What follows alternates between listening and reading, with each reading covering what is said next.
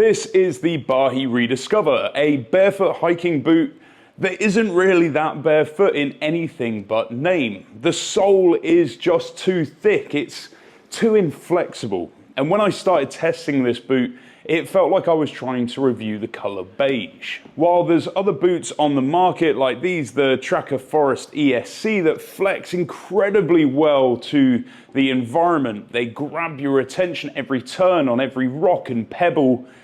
These just don't do that. So why are they here on this channel? They're here because they do something different, something that I hadn't really considered until being forced to spend the weekend hiking around rainforests in them, and something that might, for you at the very least, make them even better. Starting off with the good, I think they look great. Unlike most barefoot or barefoot adjacent footwear, Bahe has managed to make these look almost normal by combining this canvas waterproofed upper with this hard rubber black rind, and doing that just breaks up the lines of the shoe, separating it from the more typical clown shoe aesthetic that you see with a lot of wide toe box shoes. The materials feel really premium, and while they have decided to use a glued sole as opposed to a stitch sole that you'd see on something like the Tracker, that thicker than normal base should mean that there are no issues down the line with separation. A zero drop sole means that you're encouraged to take shorter strides, which reduces impact into the lower body, which, coupled with that thicker than normal sole, makes for a very comfortable experience. Despite using them on a weekend trip in the rainforest, the waterproofing held up surprisingly well, with a good 3 inches or so of wading until the water's going to start spilling over the tongue of this boot. And it wasn't until I purposefully waded into a waterfall to properly drench them through that they became saturated. Unfortunately, I did really come to regret that decision. The drainage and the breathability on these is pretty much non-existent. Now, you would expect that from a waterproofed boot. It did, however, mean that the trek home was incredibly soggy, and had I needed to spend several more days in these boots, I have absolutely no doubt in my mind I would have gotten trench foot, because they are very slow to dry, even here in the Balinese sun. Continuing with the bad, I did not find the sizing guide on the website for these boots to be accurate at all. I ordered these true to size. The website actually recommends that you size down, especially if you're new to barefoot, and they still came up a bit small. My toe was bouncing off the end of this shoe every time I went downhill, and I did try adjusting the lacing around this upper section to stop that happening, but I did find it incredibly stiff and difficult to get a snug fit around the ankle.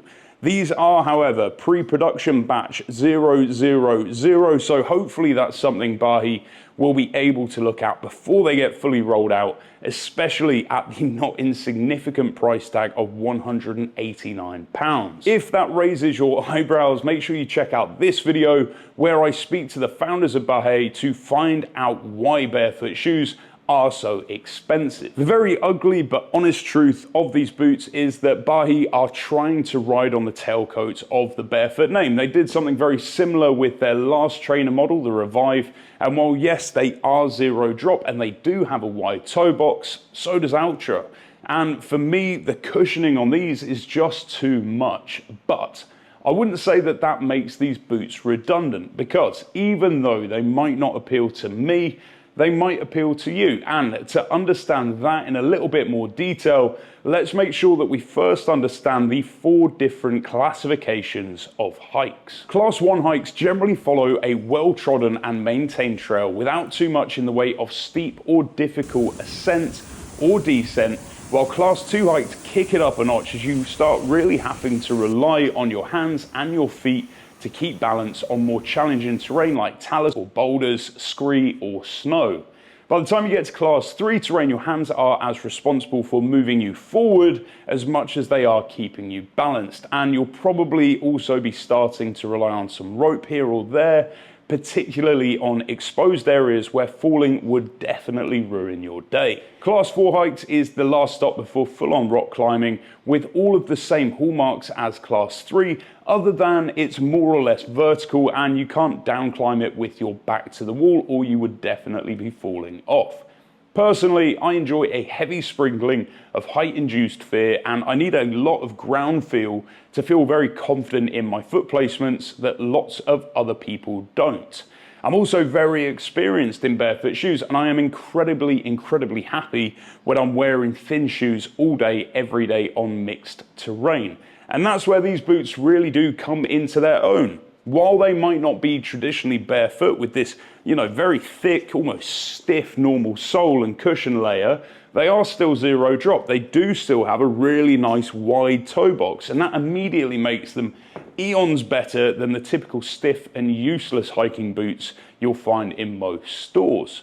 And while I do like to feel every single rock sliding and twig crackling under my foot, as even the most committed barefoot veteran, I'm also not above admitting that on long hikes, really long multi-day ones, a little bit of extra cushioning can be quite nice. And really, that is the use case for these boots. That's where these excel.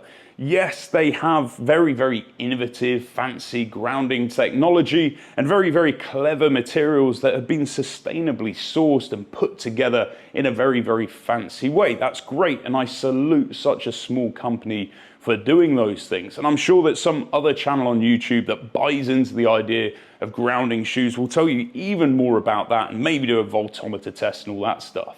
But the brass tacks are, I don't. And if you don't have a lot of barefoot experience, or if you are looking for a comfortable barefoot adjacent boot for all day, everyday wear around town or on longer class 1 or 2 hikes, these will be fantastic for you. If you think so too, these are available to pre-order now through the Bahe website, but if you're not, then check out something a bit fancier like the Tracker Forest ESC. I did a whole video on that up there. If you have any questions, make sure to let me know down in the comments. Otherwise, as always, thank you so much for watching, and I'll see you again very soon.